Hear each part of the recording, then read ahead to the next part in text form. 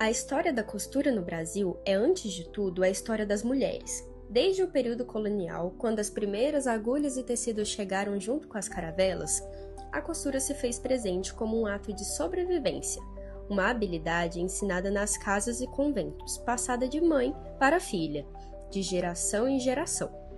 Durante muito tempo, a costura foi um trabalho invisível. Enquanto os grandes alfaiates homens faziam roupas sob medida para as elites, eram as mulheres nas cozinhas e varandas que costuravam o dia inteiro para vestir suas famílias, reformar tecidos, criar novas peças a partir do pouco que tinham. A linha e a agulha eram ferramentas de resistência contra a pobreza, contra o silêncio, contra a falta de oportunidades. Com o avanço da industrialização, a costura passou das casas para as fábricas e oficinas. Nas décadas de 1950 e 1960, o Brasil viu surgir as primeiras confecções populares e, com elas, a presença massiva das mulheres no trabalho têxtil. No entanto, o reconhecimento ainda era escasso.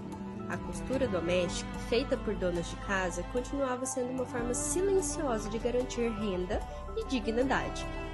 E é nesse fio da história, entre o labor e o amor, entre o silêncio e a força, que se costura a trajetória da minha avó, uma mulher de 79 anos que desde menina aprendeu a lidar com a agulha como quem aprende a lutar, que costurava não só para vestir, mas para viver e resistir.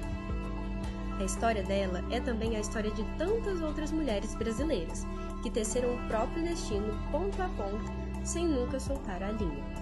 Agora quem fala é Marina Manuela.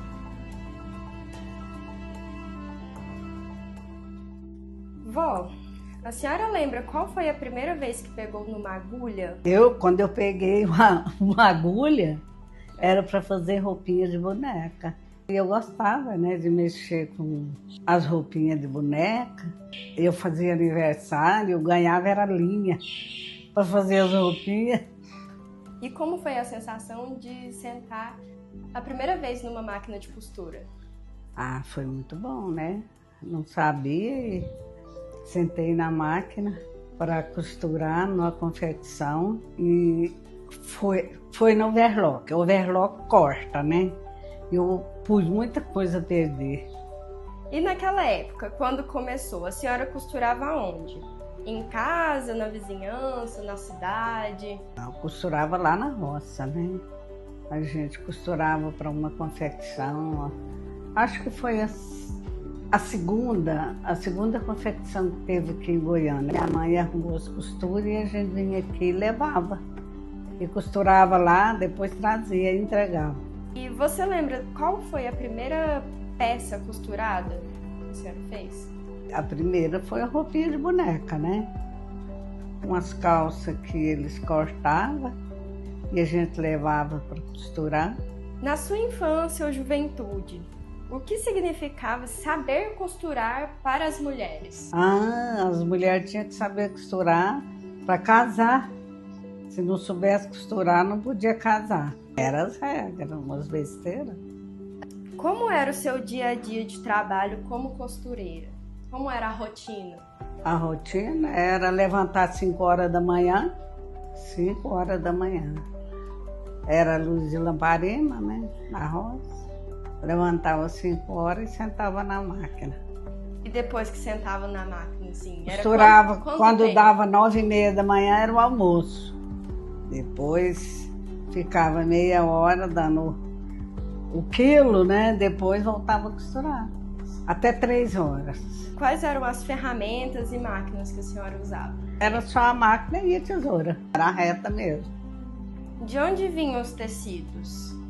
Eu acho que era de São Paulo, né? Depois quando eu comecei a fazer, era aqui, né? Comprava aqui, já comprava. Tecido aqui em Goiânia mesmo.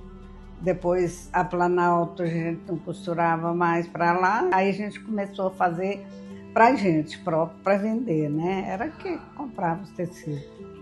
Você fazia roupa sob medida, consertos ou costurava para as confecções? Nunca foi sob medida, né? Porque eu nunca aprendi o corte.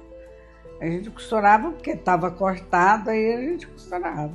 E o que a senhora mais gostava de costurar? Aí depois veio as roupas íntimas, né? Aprender a fazer calcinha. Aí eu gostava, muito. As primeiras eu pus a perder tudo, o tecido. O tecido você tem que cortar ele, botar na mesa e cortar ele, não pôr ele, porque tem o tecido, você coloca lá. A gente não pode cortar a calcinha no comprido, tem que ser no travesso, senão não cede, sabe? E as primeiras eu cortei tudo, aí não tinha como, né? Não servia para ninguém. Aí perdeu as primeiras. Perdei. Quando começaram a surgir as máquinas mais modernas, como que foi para se adaptar? É difícil de adaptar porque elas têm outra velocidade, né? Você pisa ali, se não souber, ela costura até as mãos da gente. E antigamente era só no pé, não era ligada, né? A energia, era só no pé. Agora não, agora você põe lá na parede, pisa e o trem vai longe. Antigamente fazia, se fizesse 10 peças, hoje faz 30, 40. Então aumentou muito a produção. Oh, como? Antigamente, costurar era mais necessidade ou gosto? Não, era necessidade, mas depois virou um gosto, né? Porque costurar para quem gosta é muito bom. A gente tem prazer de, por exemplo, corta, vem aqui, já faz aqui, vai ali, faz a barra e pronto. E o que a costura representa na sua vida? Costura? Tudo. É tudo. Tudo, porque a costura me deu muita coisa, né? Teve momentos em que a costura que sustentava a casa? Ah, com certeza. Com certeza. Até hoje, muita gente vive disso, né? Que tem as pessoas que fazem facção, elas vivem disso. E a senhora aprendeu a costurar com quem? Comigo mesmo. Quando a gente costurava para essa confecção, minha mãe auxiliava, né? Porque ela foi costureira. Costurava naquela maquininha pequenininha ainda. Como que era ver ela costurando? É muito pouco que eu via, né? Porque depois a gente cresceu e logo ela parou, né, de costurar. O que a senhora acha que a sua história ensina sobre o valor do trabalho e da dedicação? Eu acho que você tem primeiramente gostar, né? Depois exercer a profissão e continuar, né? Porque tem gente que começa e para. Cada dia é um dia aprendizado, né, da vida da gente. A pessoa tem que ter muito cabeça, sabe? E muita vontade, porque com tudo a gente vive, né? Eu falo que a costura, as feiras, tudo, Deus primeiramente me deu tudo. Tudo. A sacola, que eu carreguei muitos anos, e ter cabeça para administrar, né? Senão você morre de trabalhar e não faz nada. Então, se pudesse resumir a sua história em uma frase, qual seria? Primeiramente, vontade, né?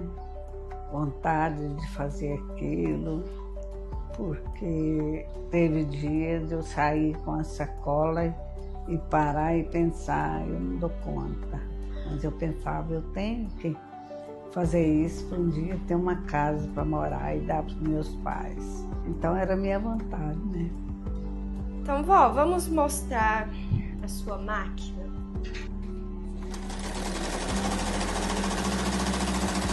Essa aqui é uma máquina que pouca gente tem, ela é muito antiga, mas ela é uma máquina que costura. Se você pegar um couro, ela costura. Eu faço barra, eu faço conserto nela de calça jeans a barra. Ela é ótima, sabe? Porque ela costura muito tecido grosso. É uma das melhores máquinas que tem, a não ser a reta industrial. É essa aqui. Ela deve ter uns 40 anos.